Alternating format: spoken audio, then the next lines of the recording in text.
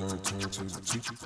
Turn to the teacher. Turn to the teacher. Turn to the teacher. Turn to the teacher.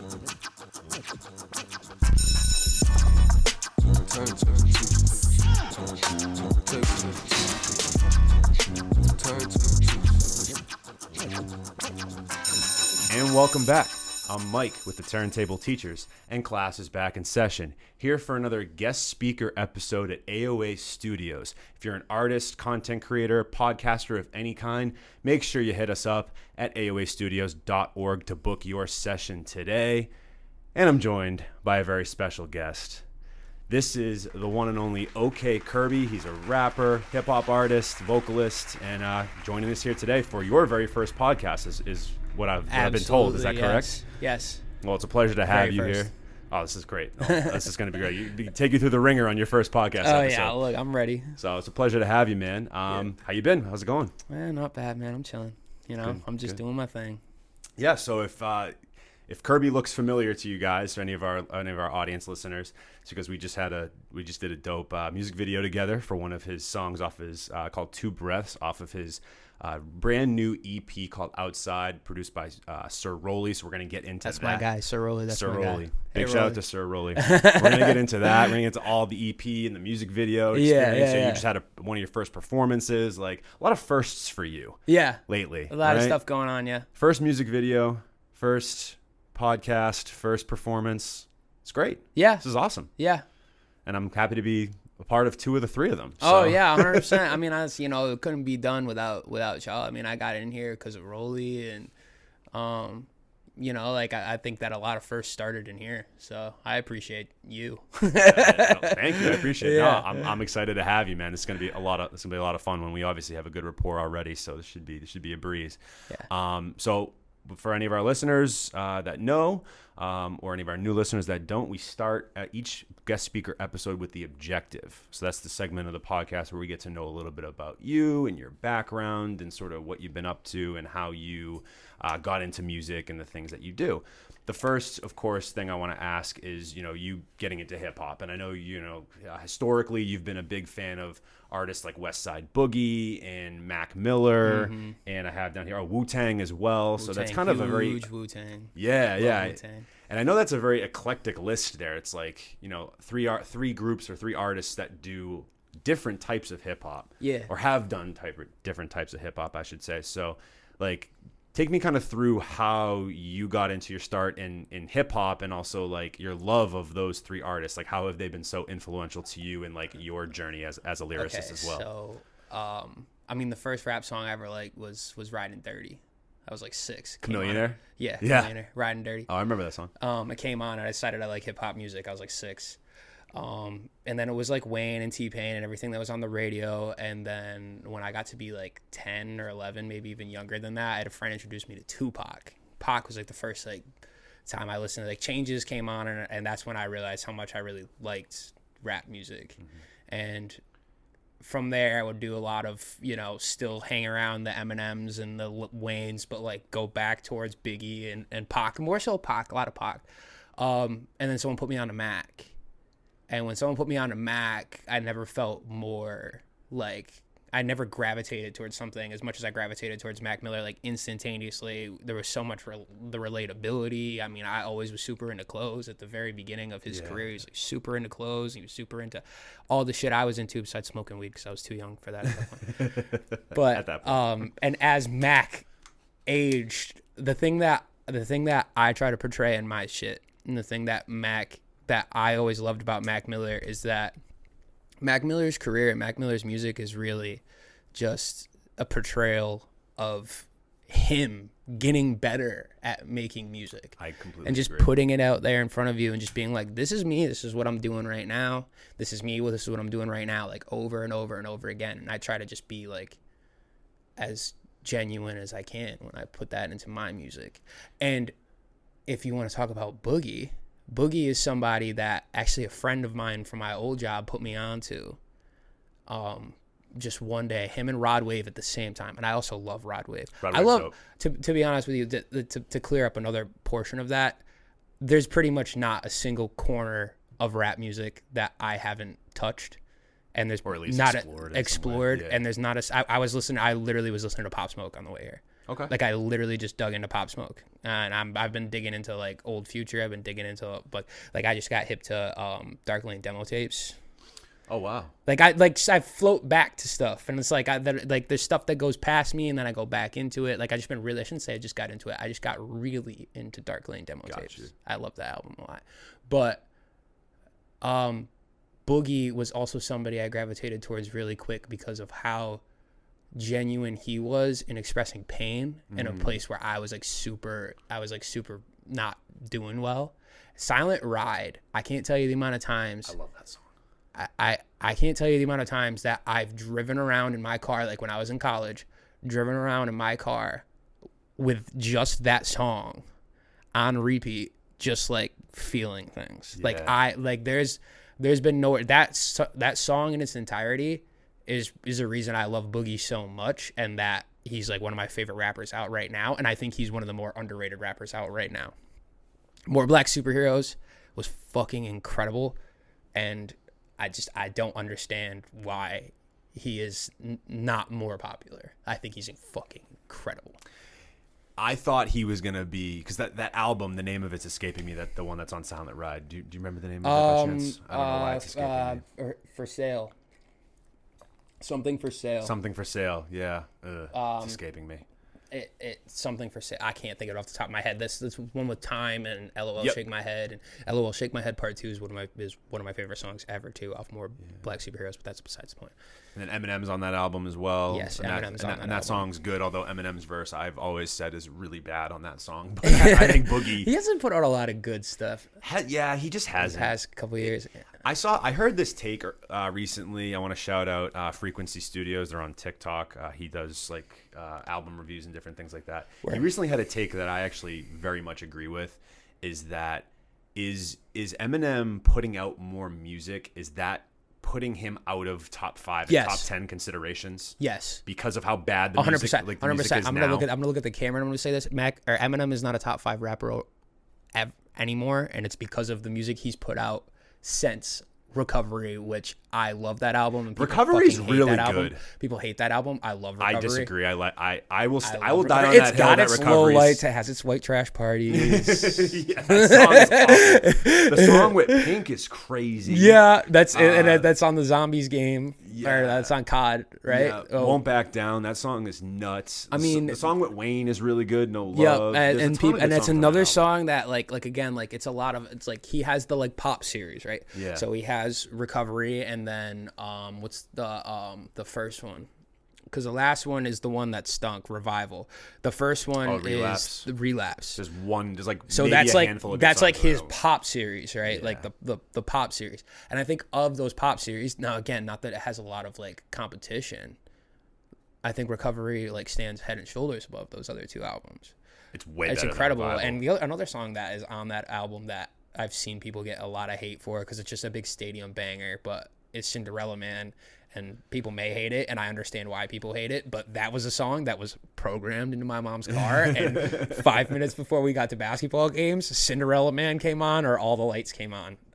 And it was either one of those two, and it was usually Cinderella Man. That's because funny. I don't care if you don't like it. It made me want to run through a brick wall. No, listen, I'm right there with you. I used to listen to him too. I like that specific song used to, I want to say that was maybe on our warm up in high school. I can't quite remember off the top of my head, It's but just a bop. it was a bop. It's just an energetic song. Yeah.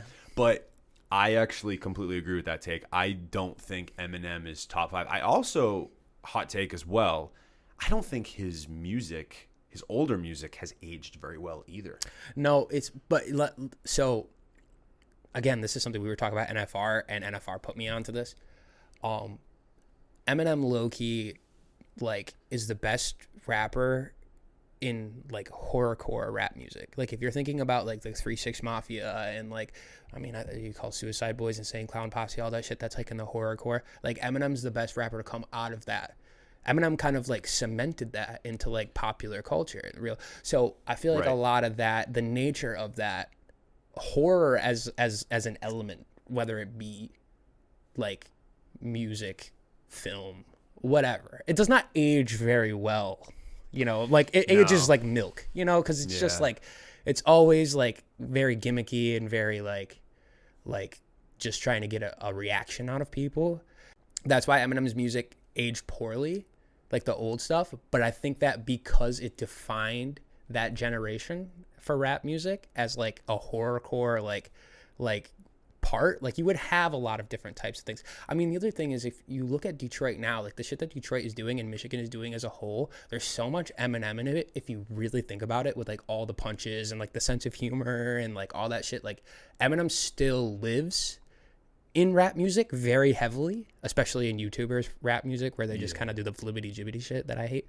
But like, but like, I think that is mostly, I think that you kind of have to, it doesn't age well, but you have to kind of give it the excuse and just let it be. Right. It's like, is it replayable? Not really. But like, but at the moment, it was so music. important at that time, and for hip hop as a whole. I hear that argument. No, I agree. He's also underrated as like a producer, like not like I don't think he makes beats, but like he's, he produced a lot of 50s career and a lot of stuff like that. So he's very underrated. He had a heavy hand on Get Rich. Yes. So him and Dre had a heavy hand on that. Heavy. So I just, when I go back to his music, I don't get the same feeling I had when I was younger. it doesn't really hit the same way. I feel you though. I mean, like I totally agree. Like you go back to like a song I used to love by him, it's like Till I Collapse. It just doesn't hit the same way to me anymore. Because it just, again, I think it's just like the time. Yeah. It's the time. It's the production changed. Of the time. It's he, after a specific amount of time, tried to like stay popular. But if you go back to like old shit, like Without Me still rocks. You know what I mean? What's the other one with the music video that has Pee Wee Herman in it? Oh, that's where he's playing just something. That there's a lot of old Eminem bangers that do rock. The song to me, like Toy Soldiers, like Toy Soldiers, that's actually one of his better songs ever, in my opinion. Toy Soldiers my favorite Eminem song of all time, believe it or not, is actually off Relapse, and it's that song "Beautiful." My bro! I was like, as you said it, I was like, I'm gonna say "Beautiful." That song still really hits, and I that's like the one Eminem song I can go back to, and I'm like, all right. When I was a kid, that was like, I mean, like again, like I've always been more into, if you can't tell by the type of music I make, stuff that again operates as very genuine. And when M decides to make the decision to be genuine, not be fake genuine, because there's a lot of songs, even on Recovery, where he's just like kind of like embodying that emotion, but not actually, in my opinion, saying things that is just true to him. He's just kind of like rehashing the same thing over and over and over again, like the Monsters or things like that, where he just like gets overly like angsty just to get overly angsty. Like Beautiful is one of those M songs, or like Toy Soldiers is one of those M songs that are like genuine, like super super super genuine, super super super like from the heart. Yeah, you can feel it. You can feel it. Like totally when somebody's being fake, bro, like you can feel that. Yeah, even it comes out in the music. Yeah. 100%. I think that Boogie album was called Everything's for Sale. Everything is for sale. That's what it was. Everything's for sale. Everything for yes. Yeah, that album is. I was gonna say is very good. I thought so. Back to, we went off a little bit of an Eminem tangent, but I'm here for it. I'm here for the conversation. With Boogie, I agree with you. I thought he was gonna be a lot bigger than he was. I thought that album was a great entry point into him, and then I don't want to say he fell off, but I don't think he got the traction that I thought he was going to get. No, but I agree with you. Like a song like Silent Ride, like. There was a ton. I can't even remember like a lot of the track names right now, but I think like Time. Yes, there was like LOL, Shake My Head. Yes, I think it was like the four or five. The first song, which is it's a 2-part song. That's another song that like I blasted a lot. Because it's like the split where he starts talking about how people are tired of him like bitching about this and bitching about that. It's just like he's so fucking good. Yeah, and I thought his voice was definitely like unique. I thought he was just different, and I appreciated that. And but I want to go back to Mac Miller because I agree with a lot of what you're saying too. And I think Mac Miller is an interesting dive as an artist, and actually someone else whose album's right behind you, Tyler the Creator.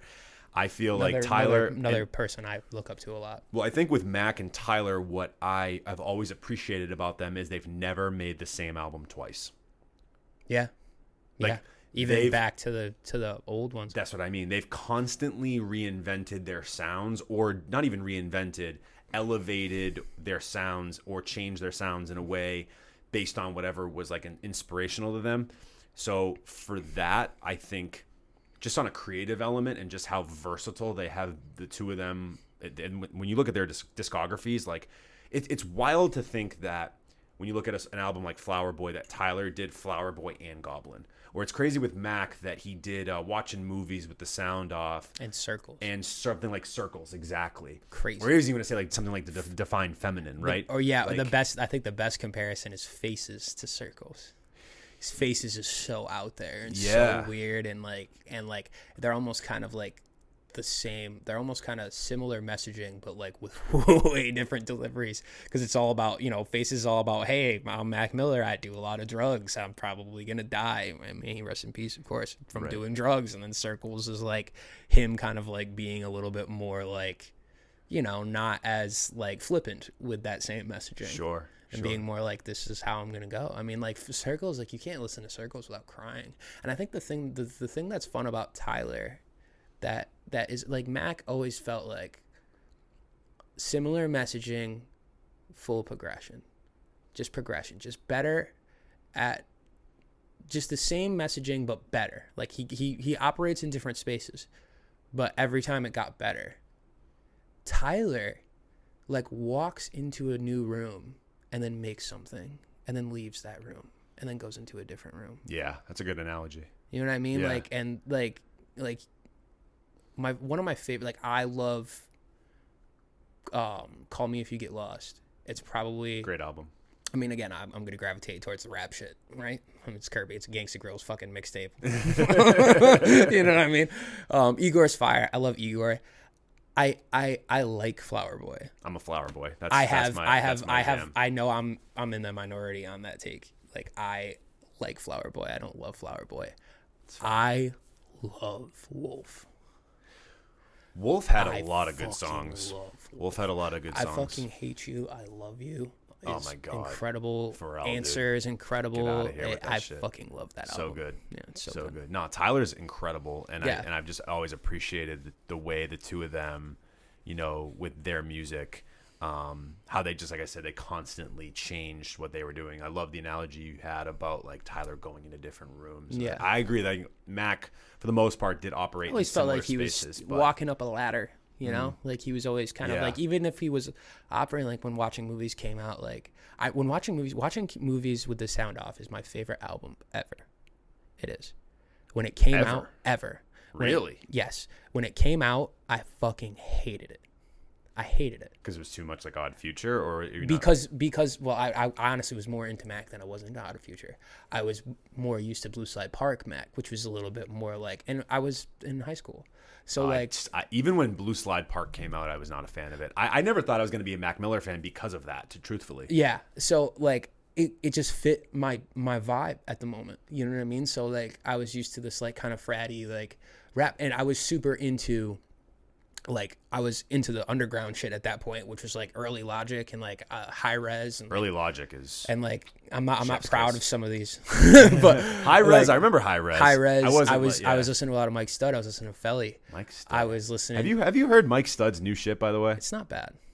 I think it's better than his old shit. Yeah, it's fine. Like, I actually think he's kind of like operating in like a weird like other side of the coin to like Post Malone. Where, I was gonna say Post Malone. He kind of has like that same pocket, but like he's a rapper and he's not. I mean, he can sing, and I always liked Mike Stud. Like I always did. Like even through this, because he's a pretty good rapper. Like he's good, and he's good at putting together some pretty clever punches, and I think he makes some pretty like catchy songs and stuff like that. I mean, again, I never put him like up there, you know what I mean? He's not incredible, but like, like I was just like, yeah, he's cool. He made good. I think there's a difference between being a really good rapper and then making good music. Yeah. There's a huge difference there. Yeah, obviously. I mean, and you can obviously be both. Obviously, I mean, battle rap is a whole thing, man. Right, but try listening to What's that Denzel Curry bar from Pyro? My bitch bad. The battle rappers who make albums. You ever listen to Pyro? I haven't. No. Kenny Beats full produced. Denzel Curry and Kenny Beats. I'm a big I almost called him Denny Beats. I'm a big Denzel Curry guy. Yeah. As you can see, like Taboo. I just did a little video on my. I like that album a lot too. Well, even Denzel. Denzel's incredible. I operate in the experimental shit, so I'm there with you too. Like I liked Wolf. I like Goblin. Like those are like. I'm just a big Tyler the Creator fan. Like I love all that shit. Yeah. For me. Me too. But I did want to ask you because I do see some parallels, or I hear some parallels between the type of music you're making and the type of music that Mac Miller was making, especially in the back end of his career. I think, especially with some of the more sample heavy things and that you do, and the way in which your cadence can sometimes flow. So, is it safe to say that he was a big influence on you from like not even just like a fan of music, from like you getting into your own rapping sort of things like that? So I've always been a big fan of Mac. I think that when I first started rapping, which was like fucking 12, 13, it was like M. I was really into M. I was really into Wayne. I mean, the first time I decided I wanted to be a rapper is I used to listen to Wayne, and Wayne is just such a punchline bar guy that I was like, I can do that. Like I was 12 and I was like, hey, I can do that. And it's like, no, you can't fucking do that. That's Lil Wayne. But when I first started rapping, it wasn't really, I liked Mac's music, but I wasn't like trying to rap like Mac Miller. And then Good AM came out. One of his more underrated albums, or is it underrated? Is it safe to say that's an underrated album? Because I think sometimes it gets overlooked now with like Circles and Swimming and all those. I think that his performance on that album is very overlooked. That's a good way to put it. I actually, funny enough, was listening to it today. That's a great record. Wow. When in Rome is incredible. Oh, God, Clubhouse is incredible. Rush Hour is incredible. 100 Grandkids. These are rapping performances. I mean, the production is great too, but rapping performances on that album are fucking incredible for him. It's his best job. I mean, like Faces is great, but Faces always felt like it was just supposed to be this really out there thing, and watching movies was kind of like an embryo version of that. Good AM is like him kind of cleaning up his act and being like, all right, how good can I get at this fucking rap shit? Like, how good of a rapper can I be? Him finding a little bit more, somebody who knows how to mix his voice correctly, not having that kind of frat boy tone, hopping into these different pockets where he's almost like has like a southern cadence and like a southern drawl to his voice in different places, and like his ability to kind of like operate on a track almost like a maestro as opposed to a piece of the puzzle. That's when Mac started to like sit over the top of the beat and not sit inside of it. Mm-hmm. Like he wasn't a piece of like the music. He was fucking music. He was the focal point. He was the vocal. When he came on, when you're listening to those albums, or when you're listening to that album, like he doesn't get washed on any of those. And I mean, there's albums like I was listening to I Love Life, Thank You yesterday, and there's songs on there. I mean, he's got Talib Kweli. Obviously, he's gonna get washed by Talib Kweli, but he gets washed by Sir Mikey Rocks on his song with Sir Mikey Rocks on there, and that album has incredible production. I noticed that yesterday, but Good AM is like me. That's when I started to listen to Mac and be like, this is like the type of tone I want to take. This is the type of like a demand and like control I want to have over instrumentals. Like I don't want to be a piece of the instrumental. I want to be like above the instrumental. I want to be in the mix. You know, I just always felt like he was in command in that album for like the first time. Mm-hmm. So yeah, Good AM was probably when I started. And I take a lot from Tyler too. And when I first started recording music, I literally was just impersonating Tyler the Creator. Really? I had the voice and everything, bro. I was like going to a lower register, or like lowering my voice to actually. So there's a song on Boys Like Flowers. I don't know if you ever even listened to that. Yes, I have actually. So that was when I first, just so for people with context, Boys Like Flowers is OK Kirby's first EP that you dropped. It's actually not. It's actually a full length. Sorry, full length. Sorry, his first full length project. And then you just recently obviously dropped Outside with Sir Rollie. With Sir Rollie, the GOAT, the greatest of all time. One of the most underrated producers in the entire Oh, yeah. state. And it's probably not close, Got to the be honest with you. best sample flips in the game, bro. I was about to say that, like, one of the best sample flippers I've ever heard. Like, Yeah, I don't even know. From this scene. Like, I don't hear many people flipping samples the way he does. I don't even understand it. The song he has on my album, the sample that he flips is ridiculous, but there was actually another beat he had sent me before that I like was dying to use, but we couldn't find the sample, so we were unable to clear it. Yeah. But like it blew my mind. Yeah. Like he sent me the beat and I was like, dude, this is unfreaking believable. He's like incredible. This is one of the best beats I've ever heard. He'll know exactly which beat I'm talking about too. He's incredible. The name of it's escaping me, but I went to Jamaica, and he knows this. So I went to Jamaica, and when I went to Jamaica, I thought I was gonna make way more music than I did. So I text Rollie and I said, "Yo, do you have a melodies?" 'Cause I got one melody pack from Rollie when I first met him, and I asked him if he had melodies, and he's like, "I've never sent you my melody pack," and I'm like, "No," and he sent me like every melody he's ever sent to anybody. Is what it looks like to me. I don't know. I could be wrong, Rollie. I don't know, but I made no music, and then I came back home. And I had a couple days off. And what I started doing was the samples are so fucking good that I would just take, and I'm still doing this. I take his sample, I loop it, and then I just record the whole song before I even make the beat. And then I make the beat underneath this, like, because the samples are so good, I don't even need a fucking beat. Need the beat for like, it. I don't No, even it's need crazy, a beat. man. I've been making some crazy shit with Rollie melodies, bro. Like, they're crazy. I mean, his drums are crazy too. no, seriously, like everything. his beats Rollie's the best, bro. fantastic. Big shout out to you, Sir Best Rollie. in the city. I want to get into more about the project, but I want to first I have one more question on the objective that I wanted to get to, and that was first off, actually before I want to backtrack, I quickly want to say, we've known each other, we've had a good rapport for the last couple of months and things like that, but I didn't realize, I think before this conversation, just like how invested you are in just like hip hop culture, like in learning it and like studying it and like knowing the ins and outs of it. This might be kind of an out of left field question, but I'm curious on your take because we've had some conversations off air about some similar topics. So like for you, do you take pride or like almost there's a necessity for you as like a white rapper coming into hip hop culture, like to really, really learn it and understand it, know the ins and outs of it. And like you said earlier, like look at the nooks and crannies before like feeling like you wanted to insert yourself into it. Like, am I maybe off base saying that or? And I want to say you're off base. I think that has part to do with it, but I fucking love rap music. Yeah. I mean, I grew up on rap too. Like, it was one of my favorites. I fucking love rap music, man. I like, it's done so much for me.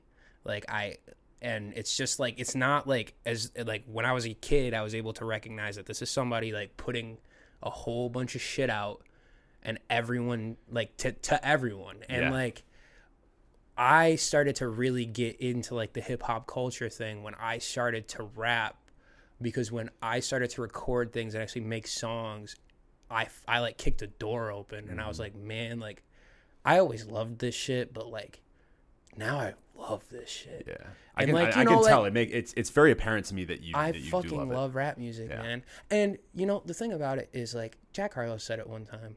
I'm a guest. You know what I mean? Like, as a white rapper, you're a guest. You're a guest in somebody else's crib. And, like, you got to do the best you can to, like,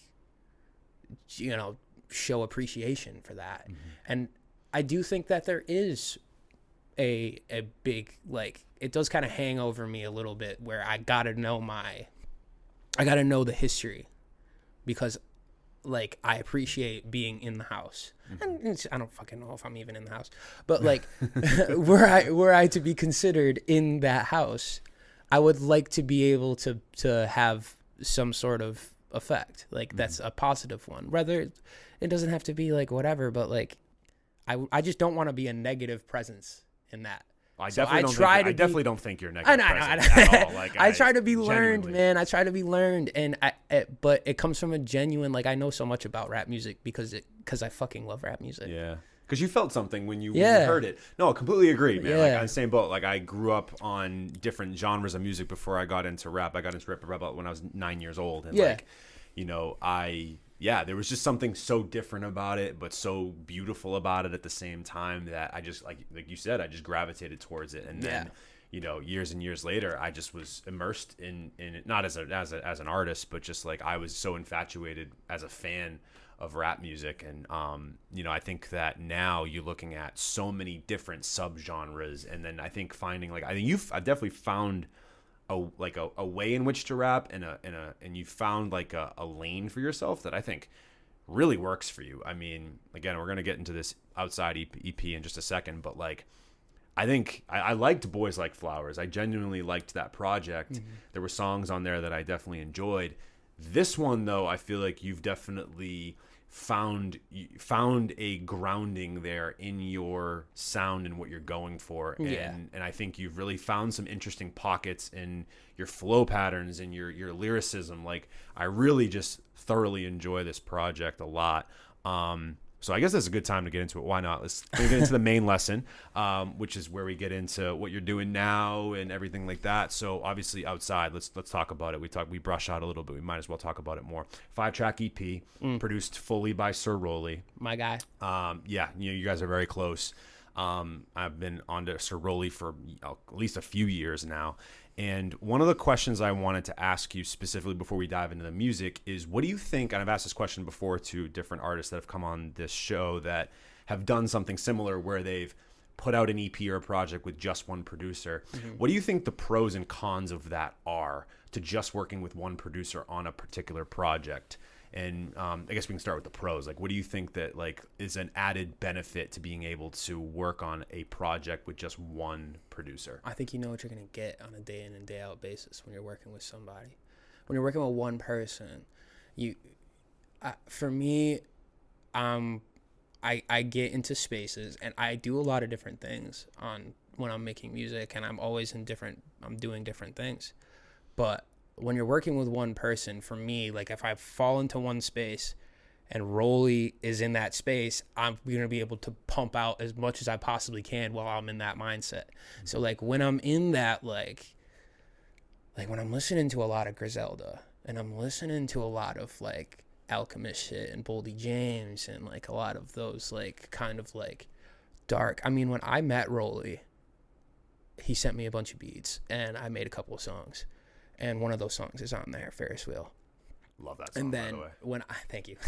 We recorded it here. I know, seriously. Recorded at AOA Studios, everybody. Ferris Wheel. One of my favorite songs off the project. Actually, probably my favorite song. I'm a little biased towards Two Breaths. We'll get into that a lot. But like, from a song like replayability, Ferris Wheel, and that seems like the song that's doing the best right now. Yeah, I mean that's the song we're selling. Like that's the song that I'm pushing. So that's I would call it. I don't really do singles. I probably should, but if I were to do a single, that's one thing I found out with this marketing is you got to start fucking doing singles. Yes. But that would be the single if I did singles. I like cohesive projects, man. But when I told Rollie at one point, and I don't know if he remembers this, but I was like, bro, I need some Griselda shit. Like, I need some, like, I fucking love West Side Gun, and I love Benny the Butcher, and I love that shit. And I'm like, I have to figure out how to operate on it, but I want it. And he sent me a whole bunch of shit, and that's how you got your Viagos, and that's how you got your Sensu Beans and stuff like that. It's a little bit more dark and dusty. So, like, when you're in that space and you have somebody, like, I think that, I don't know if I can make a pros and cons list. But what I will tell you is don't make the mistake of working with one producer when it's not working. Me and Rollie work. You know what I mean? Like, my sound, the way I rap on stuff, and the way Rollie makes things, it works. Mm-hmm. So, like, there's an unlimited amount of pros when you're doing that because anything that comes out of that is going to be positive. If you pick the wrong fucking producer, it's like, let's take, for example, Madlib and MF Doom. Nothing that comes out of a Madlib and MF Doom project is going to be bad. It can't be. It's peanut butter and jelly. Yeah, exactly. That's literally them. But if you liken it to, and maybe I'm going to burn somebody on the stake, like the Alchemist Larry June project, like to me, like that didn't like do that.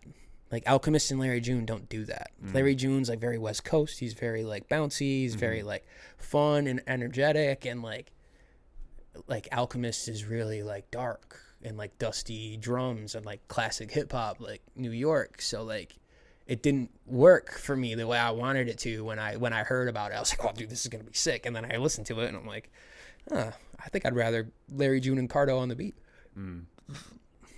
which is also incredible. But I just think that I don't know if there's any pros or cons. I think that if you're gonna work with one producer, make sure you pick the right producer and don't fucking take mine. Please.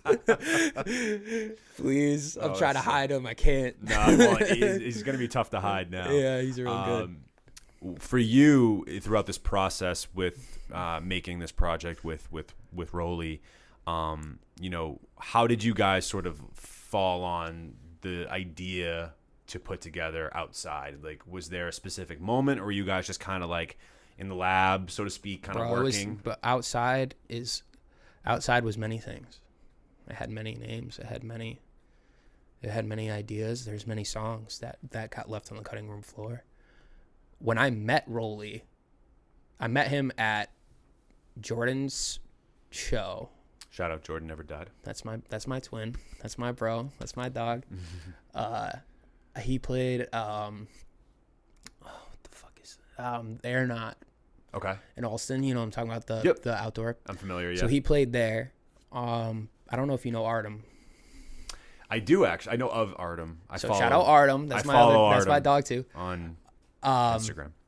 Artem and him went to school together. Okay. If I remember correctly. And I saw Artem, and me and Artem are tight. So I was like, yo, what's up? And he's like, hey, this is my boy Rollie. You guys should like link up. And I sent Rollie. Rollie's like one of the first people in like the music industry that I actually like shared my shit with. I've always been kind of like, you know, for a while, especially when I first started making music, I was very like gun shy about like sharing my music with people. I still am, because like, I don't know. I don't know why, but I shared it with Rollie, and Rollie texted me. I gave him my number, and he texted me. He's like, bro, I like your music. And he sent me a bunch of beats, and like literally, I think the next day I was listening to beats, and I was like, we should make a whole project, you and me. Like literally like That's day awesome. 2. And it took a while because I was working on Boys Like Flowers, and like there was a lot of stuff that we were doing at the time that like felt bigger than Boys Like Flowers, and like I had to give them a taste. So I put Levitate on there, and I put Boys Like Flowers. So Boys Like Flowers is on there. That he has the title track too. But yeah, I mean, like when Rollie's my shit over Rollie shit feels good. You know what I mean? It sounds good. It really does. It fucking feels good. It really, good, really man. does. It feels like a match made in heaven. It really does. Can we play a clip of Ferris wheel for the people? You can if you would like to. I would love that. I think people need to hear it to understand what it sounds like. Yeah, go for it. You can play that. All right. This is Ferris Wheel by OKKirby and Sir Rollie off their brand new project, Outside. Here's a clip of it, and we'll be right back. Yeah. I'm the one to question, the undone, the undone, underdog, the unsung. I have a son, he the answer, verdict. Roll with one hand, we hand cell burning. Big snap like a cannon, I'm seeing pictures. Slow motion, straight songs, how I wanna see it. For a feature on the gram, I can see your features. If that's the truth, see a demon in the camera creature. Find the things he desires, hereditary, and it's very scary. See a lot for the clicks and a Barbie doll. Don't get involved, just give it draws. Fucking what I may say, you might really fall. Here I am, feeling pain in the absence of vain, and vice versa. Fame is the price of desire, it might hurt you. Saying a description of me that don't fit you. Bitch, ain't it for my dog. Rich ain't all of my plans, I gotta rock first. Money in the bank, masquerade, it's a man curse. Killing motherfuckers in my Pennywise t-shirt. Get your money wet, Pennywise in the deep verse. Punch your holes in, glider. Eating in a booth, call it all day. Down to weed in that bitch every 24 hours. Hey, you can't eat my food, I ain't saying shit. I'ma show your ass what embarrassed is. You embarrassment. You ain't never canceled the Ferris wheel, it done hit the top. Now they see my eyes and they hope I fly, but I'll never stop. So I'ma break it down for you, since you don't seem to understand what I came to do. Fuck the fame, fuck the pain, fuck the game, fuck the rain, and fuck the paper too. I just came to you, I just tell the truth. You been lying, he been lying, she been lying, they been lying. Fuck your feelings too. Pressure popping pipes and cutting too. A new life, feeling indescribable, undefinable, a new high. I could smoke a ton and still never find this truth. Undo my bonds and attachment to what I thought was my priority. Now I'm sure my presence is authentic. Hey, you can't eat my food, I ain't saying shit. I'ma show your ass what embarrassed is. You embarrassment. You ain't never cared to the Ferris wheel, it done hit the top. Now they see my eyes and they hope I fly, but I'll never stop. And that was Ferris Wheel from OKKirby and Sir Rollie off their brand new joint project, Outside. It's a 5-track EP out now on all streaming platforms. The link is in the description. And yeah, I mean, that is, like I said, I think the perfect entry point to what you guys are and what that project is. Yeah. Is it safe to say that is your favorite song, or do you have a different song off here that, like, I know it feels like, you know, picking between your children, which one you like the best, but Sensu Beans. Sensu Beans is it? Yeah. Yeah. Sensu Beans. What about Sensu Beans kind of like? Sensu Beans means, and again, like, as much as I love Sensu Beans, because I do love Sensu Beans, like, the writing on it could be a little bit better, in my opinion. But I don't think I've ever heard an artist come on here and say that about a specific song like that. So Well, I want to credit you for that. No, this is a good thing. I'm much further job. along in my writing than I was when I was writing a lot of this stuff. I mean, like, But I like that humility to just come on and say, I think it's well written, but I feel like it that's could be part of better. I appreciate that. That's part of all. I mean, I don't want to say it's part of my shtick because it's who I am, but like, I just try to keep getting better. Like, Yeah. I think that's part of like why like people who listen to my music like listening to my music, because I'm just trying to poster out there that I'm going to keep getting better. Mm-hmm. But the message there was like very like, at the time when I wrote it, I mean, like Sensu Beans, like after I put it out, I'm like, people are going to think I'm taking drugs. I don't do drugs. I'm not cool enough to do drugs, I guess. But it's more about like, I had just gotten into cutting hair, and like, it's monotonous. Like, I love cutting hair. I really love cutting hair. I'm a barber. I really love cutting hair. But He just sits in his bathroom and cuts. Yeah. No, I'm kidding. No. But I like, but like, it's very monotonous, and like, it feels like all the time you have to be like the best version of yourself. And like, if you're not, just figure out a way to be. And are you familiar with Dragon Ball Z? You watch Dragon Ball Z? I did when I was a child. So you're familiar with what a sensu bean is? Yes, I am. So the idea of, and again, it's not exactly the best piece of writing anymore, but the idea is like, it just felt like I just kept taking sensu beans and didn't like go to bed or like sleep or like rest my head, or like I just kept like pushing through and just kept doing stuff. So that song means a lot more to me than Ferris Wheel does, but I love Ferris Wheel too. Yeah, Ferris Wheel just gets me going. It's good. It's just I love it's Two Breaths too, upbeat. man. I love Two Breaths too. I did know. the drums on Two Breaths. Oh, good. It's Yeah. the only beat me and Rollie have ever made together. Dope. Well, I've made beats on his melodies, but he's Yeah. the only room we made that one in a room. That's when outside really Started became to outside. Became what it was. When we made that, when I wrote the song sitting there. Yeah. And he was like, all right, you got to go home. And I was like, all right. But this is the beginning of the song. I love it. Well, thank you for the backstory on Sensu Beans and why you like it, and I appreciate that. And I do want to talk about a little bit briefly about the Two Breaths music video, because I feel that's something we worked on together. Shot here, of course, at AOA Studios. A lot of outside was done at AOA. Not a lot, but some of one outside, song and the music video, which is done at great. AOA Studios. But before we get to that, I feel like it's time for a pop quiz. So, what pop quiz is, for anybody that's unfamiliar, is a list of rapid fire questions that I like to ask my guests that come on the Turntable Teachers. Now, anybody that's familiar with this knows that I tend to find like obscure things about artists. Nothing embarrassing, nothing crazy.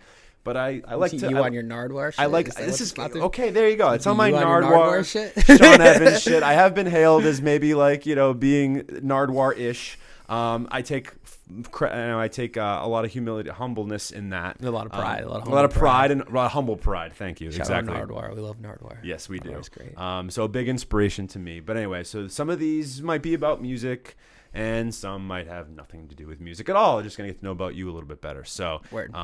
Usually everybody does well, so they're questions about you. I don't think you'll do bad. So anyway, pop quiz. Here you go. First question. First question is a true or false. True or false? You almost crashed your car upon hearing the beat for Ferris Wheel. Bro, that's crazy. I almost said that. Yes, true. I almost said that. I would have blown that for you. Yes, true. I almost crashed my car. I think I would have Rollie tell you that. I don't reveal my sources on air. I almost crashed my car. Rollie sent me a pack, and I was on my way home from work, and I literally almost crashed my car. Because I didn't know what to do. Like, this is so good. Like, I need to wrap shit. over this. And I just wrote the verse that day. That verse was not written for Ferris wheel, the first verse of Ferris, like the beginning of Ferris wheel, not written for Ferris wheel, but like I almost crashed my car because I was trying to fit it into the thing in the car because I got so excited. That's awesome. I love it. All right, so right, true, very good. Well, I'm glad you're here and that you didn't crash your car. Yeah. How long did it take you to make the flower cape for your project, Boys Like Flowers? I'm genuinely curious about this because that cape is crazy. Yeah. So shout out Emily, shout out Danielle, shout out my best friend Jake, and my best friend Joe, my brother, my sister-in-law, because it was a team effort, and we shot the thing the next day. It probably took us 3 different sessions, maybe like 5 or 6 hours. Maybe I might be wrong. We didn't really do much about it, but basically, you buy $500 worth of flowers, and then you cut all the heads off of the flowers, and then we got a big piece of cloth and the chain, and Emily had to cut the holes in there and make the chain, and it took a long time, and it was to the point where like we were sitting there putting flowers. You're just hand placing flowers. I mean, it's a long. I'll put it on the screen here. Very for you guys. big. It's cape. a long. It's cape. very large. I don't know what to do with it now. It's just kind of like underneath my bed at this point because it was on the wall for a while and then it fell off the wall, and I've been trying to get a case for it, but it's too fucking big. It's huge. And my friend Emily always makes records, like so like for my birthday and like Christmas and shit like that, because she's just like the best. She has like companies make records. Okay. So I have Boys Like Flowers on record, and I have Don't Stop the Party on record. Nice. So I want to get like a case and then put the records in there and like the flower cape. But the other thing is, like, there's gonna be more of that. I'm gonna do way more stuff more like of that? that. Yeah, I have way more ideas for like clothing pieces that are like the focal point of covers. Like I want that to be like a part of my thing. Yeah. And like I have the idea for the next thing, and I have songs for the next thing. Dope. So like we're gonna get that moving. Same people too. So awesome. they're way more. I mean, like Emily and Danielle and all them, like when it comes to shit like that, like way more creative in that lane than I was. I have the idea, and then I give it to them, and then they're like, "This is like I had an idea for the next thing," and I texted Emily the other day about it, and I sent it to her, and she didn't text back yes, she didn't text back cool, what are we doing? She texted me like an Etsy link to like what we need. like that's how it is. It's like that's dope. You got people around you that like believe in it. Yeah. And not even maybe believe. I don't just even want to be a part of it. They like doing shit like that. That's awesome. You know what I mean? Just That's like great. so like that makes it easy. yeah, and it's like I don't see them as much as they're friends from my old job. So Yep. like I don't see them as much. So when we get together, I try to get together outside of doing shit like that. Yeah, but exactly. a lot of the time I hit them up for shit like that because I'm one track mind, music all the fucking time. I hear you, man. I hear you. Curious about, I know you like to get tattoos to commemorate sort of your EPs or projects or even songs and different things like that. What are each tattoo of, and like what do they represent or symbolize? And like, how did you decide on what image would best represent each project or each song that you've gotten a tattoo for? I have 2 tattoos. I have 2 music related tattoos that have direct relation to my project. I have a broken disco ball. Okay. For my first EP, which is called Don't Stop the Party. Yep. And then I have the cape. Oh, you have so you have the cape tattooed. I have the cape. That's awesome. You want to see it? Sure. It's right there. Fire. I know you guys can't see it on We could take a picture. We'll take a picture of it. We'll put it on, we'll put it on the screen. But yeah, That's I do like to do that. I actually just got shout out Alyssa Richardson, who's my tattoo artist. She's in East Hampton at Lucky's in East Hampton now, and I actually just saw her last week for a different tattoo. That's not exactly. I got create consume, which is kind of like my mantra. Oh, nice. On my leg too. That's not for outside. That's just. It's just me. Yeah, outside. I think outside is actually there's 3 Don't Stop the Parties. There's Don't Stop the Party, there's the After Party, and there's Outside. Outside is actually the 3rd Don't Stop the Party. It's the last of that installment. So I think I want to get a second piece around the disco ball with 2 other little pieces on it that are just the 2 for that. Yeah. And I don't really know. The reason it's not there yet is because I don't really know what I'm going to do. You know what you want to do, yeah. But when I know, I'll know. Are you that way, like with tattoos? Like you're a planner, like you want to think ahead. You sit on an idea, because that's with me personally. Like my tattoos, like that I have, I think of an idea and I wait like at least 2 or 3 months, and if I still want it, then I like go get it. Yeah, that sounds about right now. For a while, it was like I would wait a year, but Oh, wow. I've done that. I did that for so long that I know like that feeling when I know I want to get something. Sure. That So makes sometimes sense. now it's not even that. It's quick. Sometimes it's like really quick. I mean, I have a Mac Miller related tattoo. I have a Tyler the Creator related tattoo. And the Mac Miller one was like one of my first tattoo ideas I used to draw my own tattoo ideas. That's sick. And then I'd bring it to the tattoo artist. that. I'm not a great drawer. I mean, I kind of got. You get the basic idea. Yeah. I'm fine, but What's like your favorite tattoo that you have? it's the Mac Miller. The Mac Miller one? Yeah, 100%. That's dope. It's just a big diver's helmet that says swim. underneath Dope. it. Hell yeah. Hell yeah. That's my favorite one. Awesome. So I know you're a big snowboarder, and I was curious, like, what's your favorite mountain to snowboard at? Like, Killington? No, not even close. All right, an easy question. not even close. Easy answer. Some of these. I'm going to Denver in February. Ooh, I think, and to snowboard. Yeah, that'll be. I love snowboarding. You're probably gonna eat that shit alive. Like, Denver's the spot to do that. I got a new board last year too. Tight. I'm excited about it. What's your team of choice in 2K? In 2K, I mostly play my career. Oh, you're my career. Yeah. What team you on right now in your my career? I'm on the Magic. I always end up on the Magic in my career. I average like 60 a game. 60. I've been averaging. I'm I'm not on rookie. That 2K is a game that I play to set my mind at ease. I do not want to be challenged very much by it. 2K and FIFA, I play almost entirely. It's a very weird dynamic. I play almost entirely by myself at this point, and I just play to cook. Like I just play to like highlight plays. I don't really give a fuck about it because growing up, did not play 2K or any of this shit. I got into it in college. I played RPGs. I played Zelda. I played Skyrim. I played Kingdom Hearts. Kingdom Hearts 2 is my favorite video game ever. I fucking love video games. Yeah. Foreshadowing. Oh, okay. I like that. Okay. Maybe a Turntable Teachers exclusive right now. Foreshadowing. Is Dragon Ball Z your favorite anime? Or No. Because I know you're an anime guy too. Yeah, right? Naruto. Oh, you're a Naruto guy. Okay. I love Dragon Ball Z though. I love Dragon Ball Z. That was like the only anime I can't sit here and say. So I sounded really stupid apparently because I was like, oh, favorite anime like Rick and Morty. They're like, no, that's not anime. That's just animation. So You didn't say that to your I kids. am clearly They cooked you. I know they did. I am clearly not an anime guy. Of course, It's Japanese. It has to be Japanese. It's like Japanese, Avatar. Like people think Avatar is anime. It's not because it's Chinese. because it's Chinese. Yeah. Okay. Well, that might not be. Don't take that as a fact. I think it's Chinese. I think that's why. I'm not sure. I heard that one time. That might not be facts, but it's Japanese style animation. That's what anime is. Okay. Interesting. Yeah. All right. Yes. Yeah. I can't say. Yeah. So that was me being stupid and ignorant. So I clearly don't know much about anime. Dude, Clearly I don't watch anime. enough anime. It's anime, I did man. watch Dragon Ball Z when I was growing up, but other than that, no, I never got into it. Truthfully. I fucking love it, and I go in and out, and Jordan hates me because I don't watch as much as I should. But I'm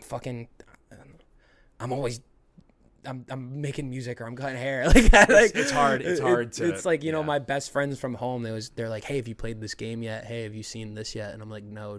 I mean, Jordan makes music all the fucking time too. So what am I talking about? But people always ask me if I've seen shows or whatever. The other thing, I've seen a lot of movies. I watch a lot of movies. Gotcha. That's part of the problem too. What's like one of your favorite movies that you've seen recently?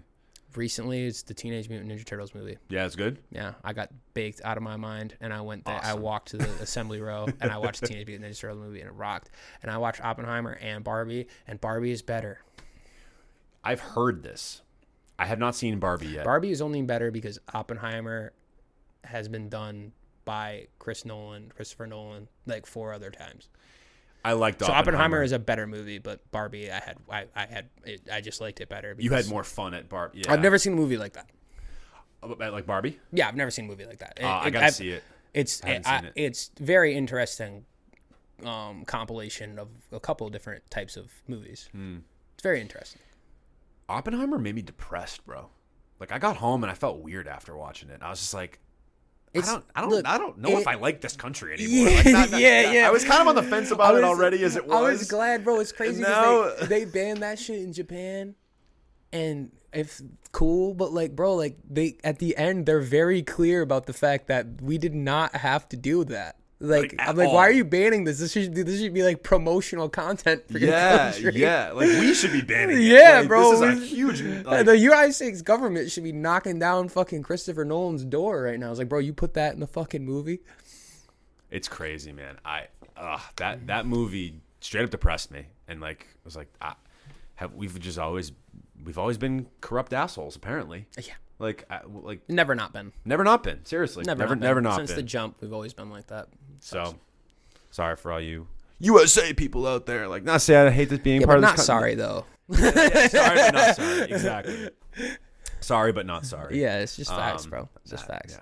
Don't worry. It's not like obviously the argument's like, well, if you don't like this country, then just leave it. I would if if my family wasn't here. Yes, yeah. If everything I love was here. It's okay. I want to take this opportunity to say this. I think that, and I want to open this can of worms, but I truly believe this, that true nationalism or true being, having pride in your country, pride in your nation, is recognizing when there's faults in your country and wanting to make it better. Just ignorant pride should not be blind. Yeah, blind pride's not. Pride should not be blind. That's not patriotic. Nope. Real patriotism is saying, hey, there's problems in my country or where I'm living. I'd like to fix these things and make them better for everybody around me. I think that's true patriotism. Just saying. Not to open up a rabbit hole or open up a can of worms. Sorry if that rubs people the wrong way, but yeah, not sorry. At the same time. Also, at the same time, also not we're sorry. Not sorry though. What is a topic like? There's always like, since you're a barber, I'll backtrack. You're a barber, and obviously like barbershop talk is like a big thing, right? Like, what is a topic that is considered barbershop talk? Like, Jordan versus LeBron, or who are like the best rappers of all time, blah, blah, blah. Like, what's a barbershop topic that just needs to be put to rest and never talked about again? I think that, my particular barbershop, there's like 4 or 5 that just need to die. As far as like for the larger basis of things, I think that the Jordan LeBron the conversation just needs to fucking stop. Like it's just relentless, like all the time. Like, we need to stop. First of all, it's LeBron, so just like let it go. But like just let it go. Like just let it go. It's fine. Like I get it. You're 60 and you're still wearing shorts that touch your ankles, and I get it. But like, it's LeBron. And again, I don't want to open the can of worms because it needs to die, because I don't care if there's a solution, it needs to die. It's so old. They've talked about it in a million different ways, and the conversation's always, well, Jordan won 6. It's like, yeah, but he didn't go any other time. It's like LeBron went there 10 times, played the greatest team of all time. I had this conversation earlier, and I had a good take about it because we were talking just specifically about LeBron. And I'm like, what people don't realize about LeBron is that not only when he played those Warriors teams was he playing the greatest team of all time, but he was playing the greatest team of all time that was actively changing the game of basketball. Very true. Where he was dominating. Yeah. So, like, I think that what people skip over is he was being fossilized, and he was still going to the NBA Finals and winning some of those games. So, like, and dragging, like you, me, and the light there. So that's or back when he was like younger, like Boobie Gibson and Zydrunas Ilgauskas. Charlie Villanueva, man. He looks like Carrot Top. Yeah, Drew Gooden. Yeah, do you remember man. any of these people? Exactly. That's the type of people who. And I don't want to open the can of worms. I'm just saying, I'm going to be clear again. Also, to put it to bed as well, because I was kind of like dying on that hill of like Jordan, but nah, it's over. It's clearly LeBron. It's clearly LeBron. There's nothing around it. Get over it. He's got 4 rings. Jordan has 6. Wham. This will put it to bed. Cry about it. In year 21, the best regular season that a player has ever had, statistically, was Vince. I just saw this literally today. Vince Carter, 7 points per game. Yeah, man. So if LeBron just scores 8 points a game this year, It'll be the best year 21 ever. And he's gonna average 20. We all know he's gonna average probably a light 23, 24. Yeah, man. 8 rebounds. Yeah. 8 assists, somewhere in that ballpark. I mean, so like they got it's over. And they're gonna be good this Okay, year. so we're putting it to bed. They're gonna be done. good this year It's too. done. So. What do you love so much about the production of Pink Pantheress' music? Like, I know you're like a huge fan of Pink Pantheress' You really production. did talk to Rollie, huh? I fucking love Pink Pantheress. I love drum and bass, and I've been so into it lately. Like, and like again, like I got a little shake when you were complimenting the styles, the styling, how I was approaching stuff in outside, because I'm approaching things a lot differently. And there's still gonna be that, but I'm doing a lot of different stuff that has to do with that sound. I love that sound. I love her. I think she's incredible.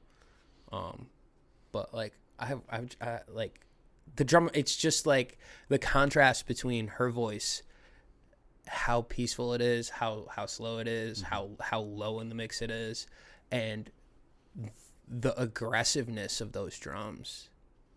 It just is like it's a great harmony. I like contrast. I like yin and yang. I like two things that should not belong together in the same place, and it still sounds cool.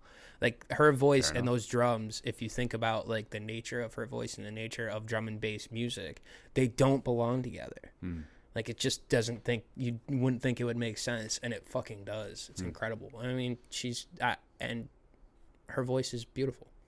Awesome. She's great. I love Pink Panther. It's a great She's answer. Awesome. By the way, Rollie did not tell me that, so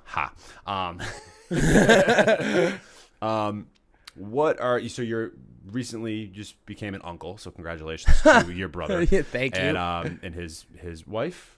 Right? Yes, my And, sister-in-law. So yes, your sister-in-law. What are you most looking forward to about being an uncle? Like, what's like Uncle Kirby? Like, what's going to be like your staple? I mean, I think that what everyone has always told me is, I think the funny answer is the shirt that says Funkle. That's the funny answer. The fun uncle, but I don't know, man. Like, oh, man, there's so many things. I like the look on Cody's face when I see him now, because he's so proud to be a dad. That's my brother Cody, and Katie for that matter as well.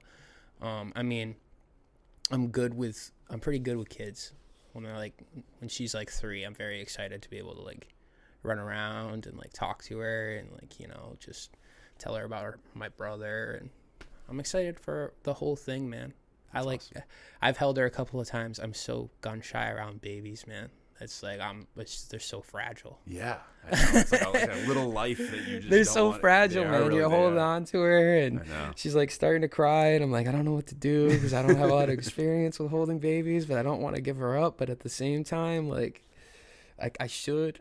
I mean, I held her for 10 minutes the first time I met her, and she shit in my arms, and I gave her to Cody, and Cody's they're both so good parent. Like, they're so good at it. It was so fast. And Cody, watching Cody with her, it's like, I'm going to be doing a lot of that for when I'm going to need to be doing that shit. So I'm going to be watching Cody a lot because he looks like he's really good at it already. Isn't it funny how like you get older and you start to like notice those things more, like how, because like some of my friends are starting to have kids now, and my girlfriend's friends are starting to have children, and it's like not all of them, but just a few, and it's just like I find myself almost paying attention more of like what they do and how they interact with their children, not to like just completely piggyback off of what they do, but just to like I'm just more aware of it, I think, now than I ever have been. I think maybe just naturally being at the age that we're it's your at. friends too. It's like I think that when it's your friends and your like direct family, like my sibling, Cody's only 2 years older than I am. Sure. So like when it's like your friends and like your direct siblings who are like close in age to you, like you start to look around and you're like, well, this is gonna be me at some point. Yeah, you know what I mean? Like, you don't think about it when it's your uncle or your aunt or like your older cousin or like whatever, because you're just like, all right, like I'll see the kid every once in a while, you know what I mean? Like, I got a lot of cousins. It's different. When it's your peers, it's wild. I mean, one of my best friends from college is having a kid. Yeah, that's that's crazy. It is. I know. Yeah, some of my close friends from high school are. One of them is due literally any day now, which is crazy. It might even be by the time this is out. they might be born, and then my other friend is in November. So and they live down the street from each other, and they're gonna like grow up together. It's a cool thing. It's so really crazy. sweet. But anyway, no, we've I gotten know, here. It's just so crazy that we're here, man. I know, it's wild. I know you know, you're proud of that, so I wanted to mention. Yeah. No, I'm very proud to be an uncle. I'm a very proud uncle. As you should be. Well, congratulations to you, and so great job. You aced pop quiz. Well done. So I want to touch back upon one more element of outside, of course, the music video that you and I did together, and I think that was a really great experience, not only for you, but I don't want to speak for you, but myself. Like I want to thank you for putting faith in me to do that, and for us to accomplish that. I'm definitely proud of it. I've gotten a lot of great feedback from people that I sent it to, that watched it and thought it was really great. Yeah. And I'm just thankful that we got a chance to work on that. So thank you. No, thank you. I mean, it was my first music video, and I think it went really well. Yeah, so, same. And I think that I like it a lot. Yeah, no, I do too. Well. I hope you guys do too. It's linked in the description. We're actually going to take another quick break. I just want to show you guys a quick clip of it, and if you enjoy it, go ahead and watch the full thing. So this is Two Breaths, performed by okaykirby, music produced by Sir Rollie, and then produced and edited, or directed, I should say, by myself. And Kirby definitely helped with some direction as well. So here's a clip of Two Breaths, and we will be right back.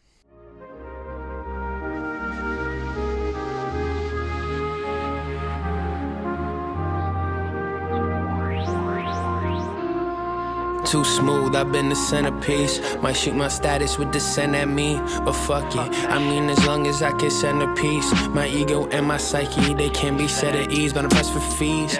On my knees, no. You think I bow or even bend the crease in my Air Forces to make you feel at ease when it's just work for me. But you don't think like that. 100 proof, you drink like that. You is on your mind just when you think like that. I'm expected to release my hands. That's what you claim is fair. How you have my effort with no effort. Why I'm even here, put my body on the stretcher. I ain't see you care. I put my hands atop the table. You can't see my sleeps. I have no weapons I could draw. I have no friends I see. I think it's interesting. If you enjoyed the little clip of Two Breaths, definitely make sure you guys watch the rest of the music video linked in the description below. Obviously, after the episode, don't go anywhere. We still got a couple of topics that we're close. We're getting towards the end, but we still got a couple of big things to talk about.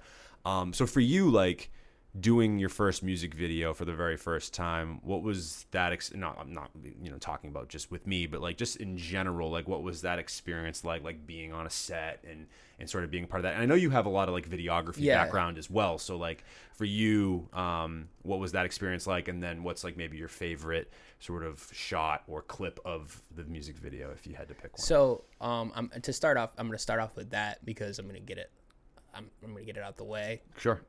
The little pan shot, those is are my cool. favorite. Those They're are really cool shots. Not only the people that I was speaking of earlier who helped me with the production of The Cape, I used to work with them at a production company called Kramer in Westwood. So I have a lot of experience being on a set, not in front of the camera on a set. I have a lot of experience being in front of the camera. When I was in college, I studied TV, and I was going to be an anchor. So, when we first started shooting, I don't know if you noticed, the first shot we got did not end up in there. But No, the first shot that we got, I was like shaking, bro. But like, I just like historically throughout my life have not been very afraid to like belt songs out. Not my songs, really, but like belt songs out and like, like get into it. And it was a very short margin, like after a little while, like when one of the first times I like stepped up to the mic to do the big long shot, it was very quick where I just kind of like hopped into character. Yeah, you were great. You did well. It felt natural. It felt good after like the first like take. It just was like, I've been practicing for this for a long time. Right. There was another question in there. I was just more or less talking about the experience that you had. It was incredible. I mean, like everybody who came, shout out to y'all, shout out to Emma, shout out to Sienna, shout out to my best friend Joe, drove all the way out from fucking North Adams to come be in it. and Rollie and Mason, right? Mason, yeah. Who Shout killed out it. Mason too. Yeah, shout out Mason for chugging that bottle. And we had a lot of fun, man. And like we did. It's always like, as long as the amount of time I spent like being on sets at Kramer, like the more fun you had on the set, the better the day went. And obviously we were all there for something that was like more of like a passion project than like, you know, like work. I mean, it's a little bit more work for you because, you know, I commissioned, but like, you know, we were having fun. We were just kicking it and just like getting takes and stuff like that. And I think that like good shit comes out of stuff when you have fun. You know, I agree. Regardless, if you have fun, man, like there's something there. You know what I mean? Like if we fucked up every shot, which obviously we didn't, we fucked every shot up. We did ever, but we had fun. Like you could see it in the thing, and that's what matters. No, I totally enjoyed it too. It was a great experience. It was a lot of fun. You know, the night before, you coming in and us like kind of building out the set. Like and then I think when I got here the night before, we spent the first 40 minutes just like John shooting the shit. Doing what we're doing now. We could have thrown microphones in front of us ourselves, and that could have been the podcast. Yeah, that was that one. We ended up in some places though that you wouldn't want to put on the internet. I don't probably think. not. But that's okay. That's okay. Speaking of North Adams, I wanted to bring this up earlier, but I didn't get a chance to, and now I think it's a good time. I want to segue a little bit because you being more like, you're in an interesting spot because you are, you know, from North Adams, more Western Mass, and you are very much more I don't say affiliated, but you're familiar more than the average Boston or greater Boston artist with the Western Mass scene and just what's going on out there and the type of music that's being made and the artists that are out there. So I'm curious for you to like kind of not compare them, but like what are some difference, like is there any clear differences that you see between like the way the Western Massachusetts scene moves and then how like maybe like the Boston or greater Boston scene moves? And then like what do you think, do you have any suggestions on how to maybe like bridge that gap a little bit? Because I still feel like there's like a bit of a disconnect between those two sort of pockets of Massachusetts. So when you say Western Mass music, who are you talking about? I'm talking about like Ishak Kanor. I'm talking. Well, a lot of the Paper City guys. Yeah, the obviously. Paper City guys fire. I'm talking about Ish. I'm talking about. I mean, I'm sure there's tons of others that I'm more thinking about like that group. That group, the Paper City guys. Shout out to the Paper City guys. They're dope. I love all of them. Joe is the man. Ish is fire. All those guys. They're dope. They rap, you know, like I feel like the scene that is out here like is there's a lot of experimentation, there's a lot of experimental stuff. You look at Stefan and like what Stefan has been able to do. Huge shout out to Stefan Teb, by the way. Stefan is a fucking man too. Jesus, man, he's so incredible, bro. Top notch. Yeah, he's so incredible. Top notch. He's so good. He's but so like good. The stuff that's out here, like it operates in a bunch of different spaces. And like when you go out there and you hang with the Paper City guys, like the Paper City guys are rappers. You know what I mean? Like they rap. So like I've been able to garner, I feel like, a relationship with them. They might think differently because I also rap.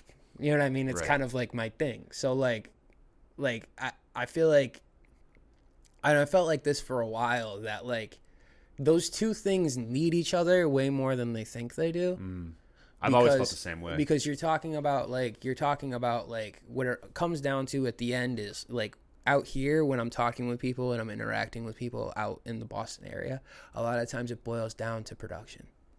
And when I'm talking with people out there, not that the Paper City guys don't look at production too, because I don't want to take that away from them, because the production out there is incredible as well. But I feel like a lot of like when you're talking about Joe especially, like he's an incredible writer. Ish is an incredible writer. They're all about the writing. They're all like, I feel like those two things need each other. You know what I mean? So I would like to see a lot of guys, like I would like to see those guys come out here and work with some of the guys out here. You'd end up with a lot of stuff. I feel like I have a good balance of both because I have been in both spaces. Right. And to be honest with you, like when I got into the Paper City space, I felt real comfortable because like I've always been a writer, I've always been a rapper, I've always been like, that's always been like my focus. And like while I've been out here, it's always like the hammer is the production. When I'm talking to people, it's all about the beats. It's all about the shit like that. And I got into making beats because of them. And I make incredible beats because of the Never Died guys. But when I got out there and I sat in a room full of people who were like rappers, I was like, You felt more like I'm like somebody puts a beat on and we're writing verses, right? And I'm like, oh, I've been waiting for this forever, like just to sit down in a room of people and it's like, all right, let's write raps. And that cipher they did was, I don't know if you saw it, the federal cipher that they did. I didn't. You didn't see it? When did they put that out? Oh my god, it was like a year or two ago. At least Oh yeah, I wouldn't have been. You wouldn't have been. Oh wow. Well, so it was like DK produced it. Oh no. Phoenix Yeah, was I on did it-ish. see that. Phoenix is fire too. Phoenix is fire too. Yeah, Phoenix is dope too. Yeah, I like Phoenix at a point in time was very invested in turntable teachers, and still a lot of love to Phoenix. Big shout out to Phoenix Rios. Phoenix is dope too. I also just recently worked with Penny and I was Mikey, gonna say Mikey Black. Penny Mikey Black. I met at the opening here. That's so funny. You met them here? I met them here. No shit. Because remember we was cutting it in the corner, me, them, and Rollie, and we connected. Yeah, because they're on the album. We actually just did a session with those two, Chase, who we'll talk about in just a second because we're gonna be maybe a little bit of an announcement here. Well, not formal, but and then a producer by the name of The Kid, who's actually out of Somerville as well. That was like the master class song, the four of them for my project that we're working on. So we just did that session. It came out great. Cannot wait for that song to Mikey you said Mikey and Penny? It was Mikey, Penny, Chase. They all rap. They all have a verse on it, and then The Kid is the producer. Word. It's actually a bit of a cipher as well. So it's gonna be a great song. But no, I think that like having those two guys come through here, which big shout. I mean, that was a drive and a half. Like big shout out to them for coming out here to support, us and what we're doing here. Like those guys are just classy dudes. Well, like, we popped in, bro. It was crazy. We popped in. Me and Rollie popped in, and we said hi to you, and we said hi to a couple people real quick. But Rollie rolled right over to the corner because he knows them, and we started talking to him, and we just like. I don't know if they remember, but we just sat there and we just talked about music and we talked about life and we talked about a whole bunch of shit for a while. And then it was like after like 40 minutes of conversation, I found out that they were like at Paper City. Like, I was like, oh shit. I was like, I didn't even know. I was like, oh, that's so crazy. It was like the first people we talked to when we sat down. I mean, obviously Rollie knew them. Yeah. I think Jonas is their engineer, if I'm not mistaken. I would be willing to bet he is. Yeah. I mean, Jonas is an incredible engineer as well. Yeah, seriously. And a great artist.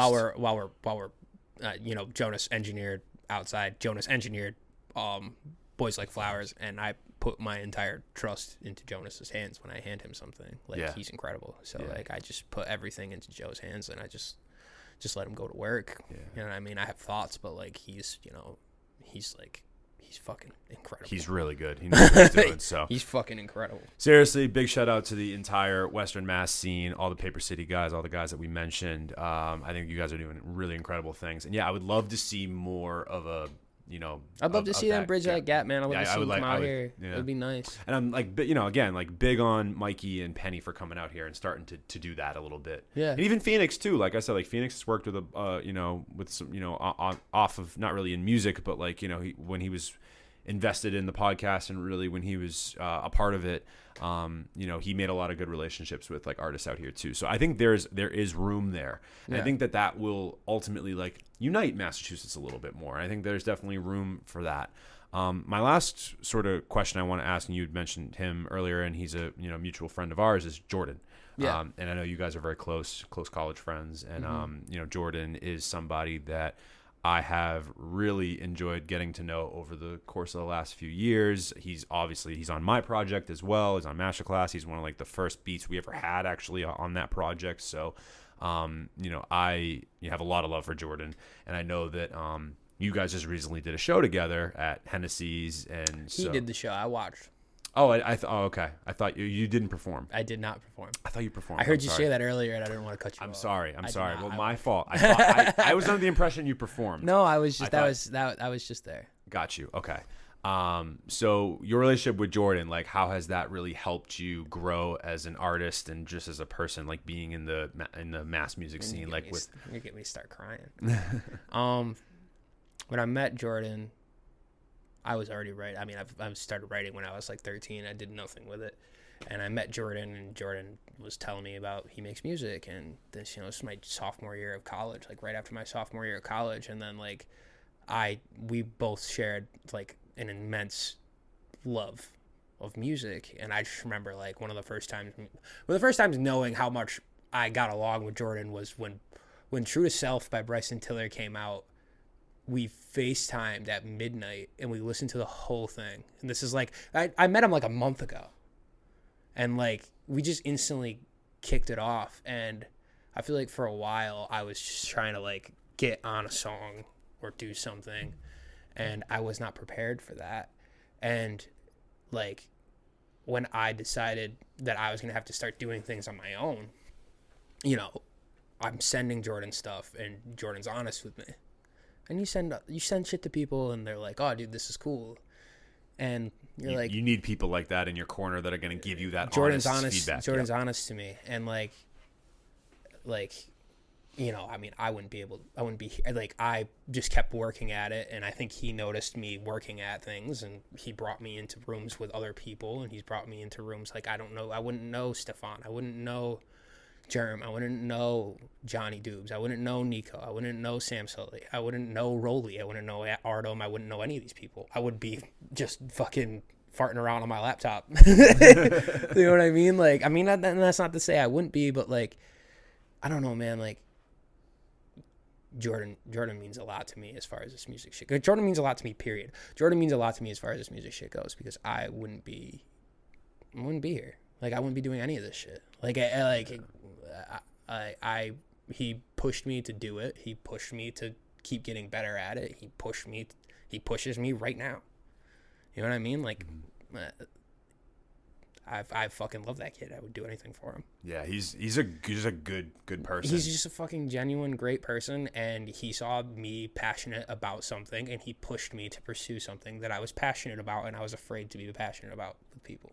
Love it. That's very well said. And yeah. Big shout out to Jordan Never Died. And be on the lookout because there might be a potential show in the world. There's nothing formal that I can announce right now, but all I got to say is be on the lookout for a potential show with myself. Obviously, I won't be performing. Don't worry. That's what we want, though. No, we don't. That's what the people want. The people don't want that. They don't want that. That's what the people want. No, people, you don't want that. Trust me.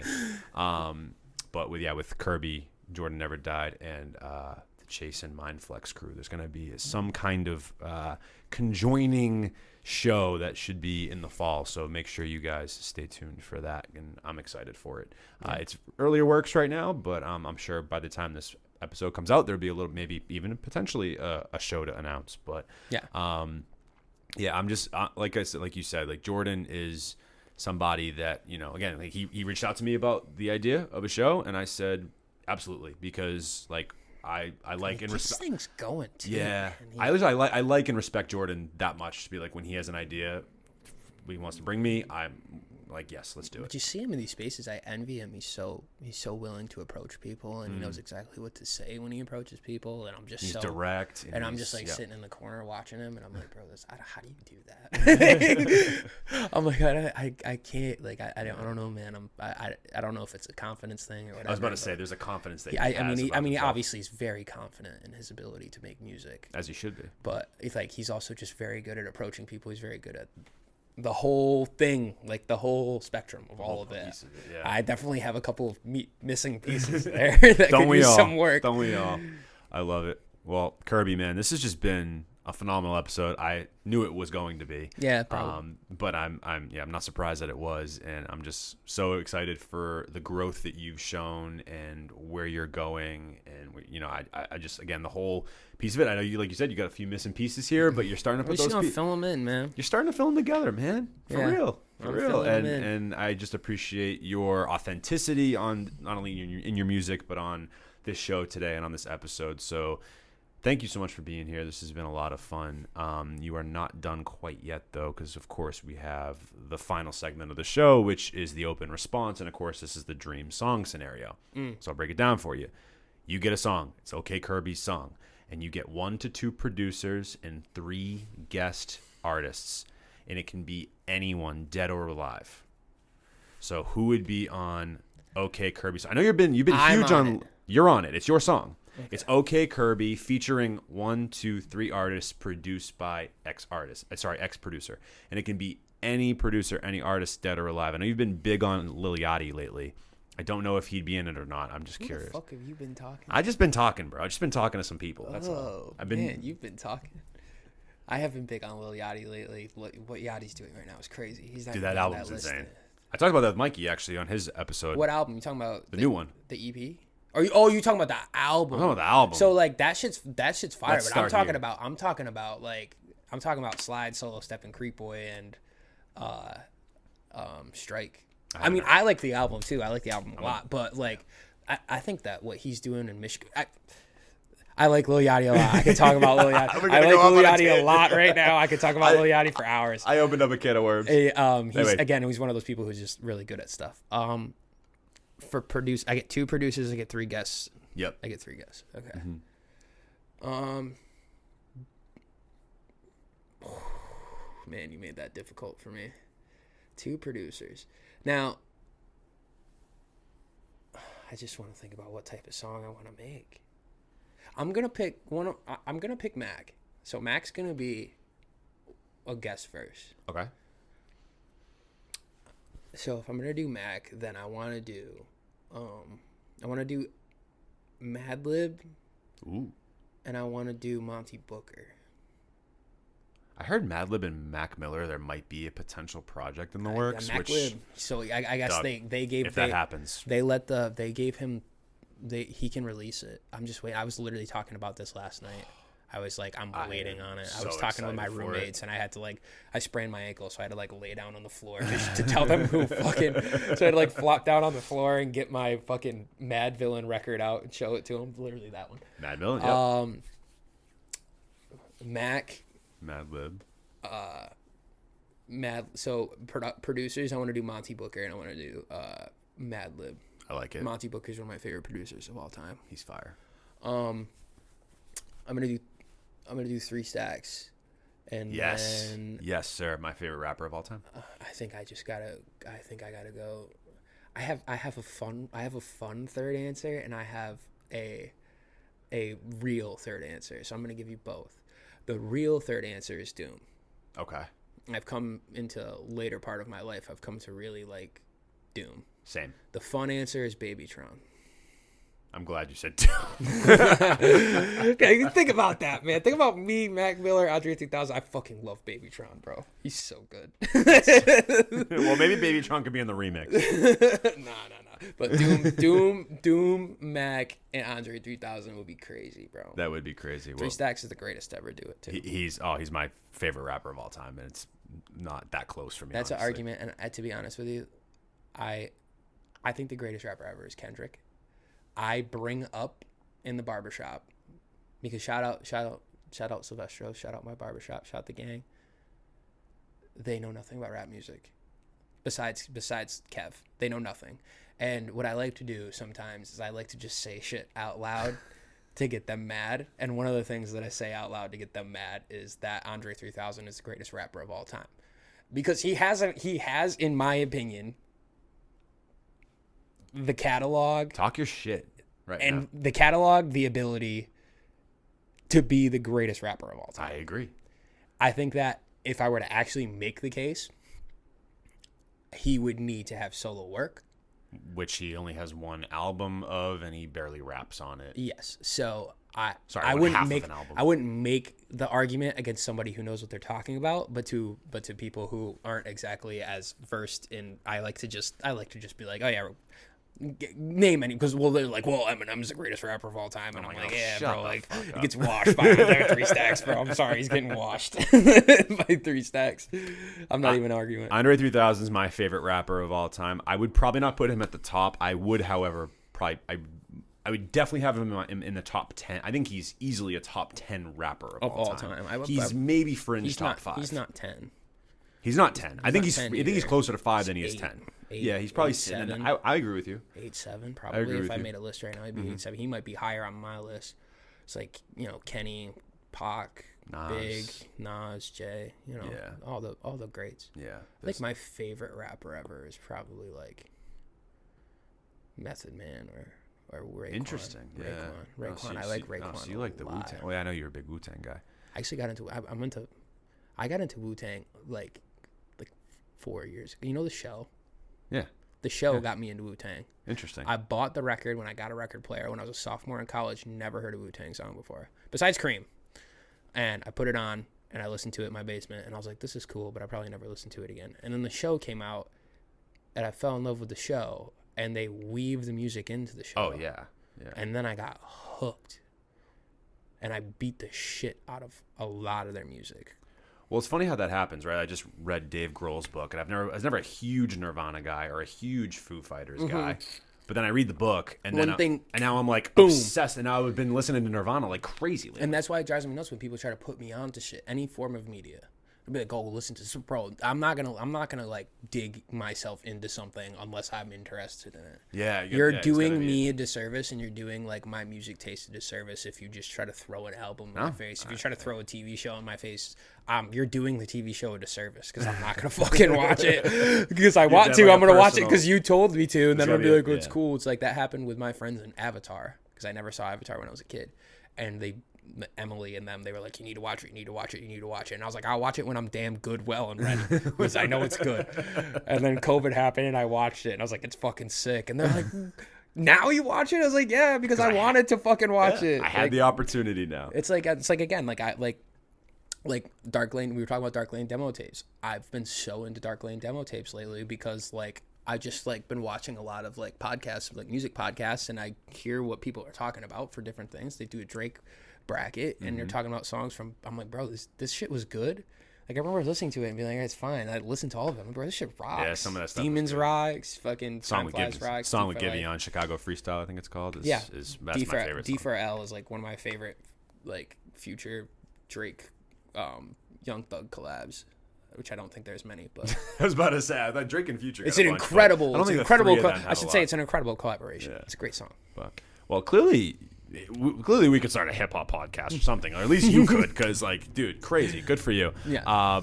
But yeah, that sounds like hell of a dream song. Okay Kirby featuring MF Doom, Mac Miller, Andre 3000, produced by Mad Lib and Monty Booker. I feel like it would be a smash #1 hit, and there it is. It'd be double diamond if it had Baby John on it. double diamond with Baby John. We're speaking shit into existence. Yeah, quadruple diamond with Baby John on it. I love it. Don't sleep on Baby John. I'm begging you. I'm out here sleeping. And BLP Culture, dude. Don't sleep on him either. You got the big things. I'm sleeping. Fire. Mike's asleep, bro. It's all right. You'll get hip one day. You'll all be hip, and then it'll be like, oh, Kirby was right again. Well, man, thank you for the great conversation, the great laughs. And bro. This has been a lot of fun. Now here's your time. Plug away anything you haven't plugged away yet. Go for it. Outside's out right now. EP, me, Sir Rollie. We already did it. We already talked about it, but it's fire. It's dope. We got a music video out as we were just talking about. 2 breaths. You can find that on YouTube. It's on my Instagram. Instagram is at okaykirby _ It's pretty much the same for all my socials. I'm working on a lot right now. It's an interesting part of my career where I don't have a very large catalog of music to pull from. I've kind of dumped everything on top of your head, but new stuff's coming. New stuff's on the way. I'm always working on shit. So, yeah, that's Dope. about it. And if you're coming on to OK Kirby just for the first time, you can follow us at Turntable Teachers on Instagram, TikTok. Also hit up our website, turntableteachers.com. And like I said at the beginning of the episode, if you're an artist, podcaster, content creator, make sure you hit us up at aoastudios.org. Book your session today, linked in the description below. And when the show happens, pull up. Absolutely. Come see both Absolutely. of us. Come see the show. Well, thank you so much for being here, Kirby. This has been an awesome episode. As always, I'm Mike. That's OK Kirby with the Turntable Teachers, and class is officially dismissed. Turn.